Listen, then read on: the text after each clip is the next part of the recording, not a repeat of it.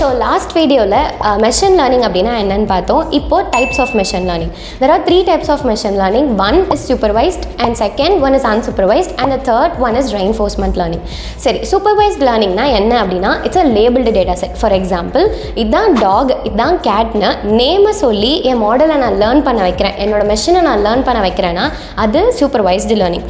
அதே unsupervised learning அப்படிங்கிறது labels எதுவுமே கொடுக்காம ஃபீச்சர்ஸை பேஸ் பண்ணி அதுவே லேர்ன் பண்ணிக்கிச்சு அப்படின்னா அது unsupervised learning. Whereas reinforcement learning அப்படின்னா என்ன அப்படின்னா அது ஒரு ரிவார்ட் பேஸ்டு லேர்னிங்னு சொல்லுவாங்க. எக்ஸாம்பிள் சொல்லணும் அப்படின்னா இப்போ நம்மளை அம்மா காஃபி போட சொல்கிறாங்கன்னு வச்சுக்கோங்களேன். இப்போ நம்ம காஃபி போடும்போது ஃபர்ஸ்ட் டைம் பாலை பொங்க விட்டுட்டேன்னா அம்மா நம்மளை திட்டுவாங்க. அதே செகண்ட் டைம் நம்ம போய் காஃபி போடும்போது நம்ம லேர்ன் பண்ணிக்குவோம் இந்த மாதிரி பண்ணோன்னா அம்மா நம்மளை திட்டுவாங்கன்னு. So that from the experience you learn something. அதே மாதிரி தான் நம்மளோட மெஷினும் லேர்ன் பண்ணும். இதுதான் ரெயின்ஃபோர்ஸ்மெண்ட் லேர்னிங்.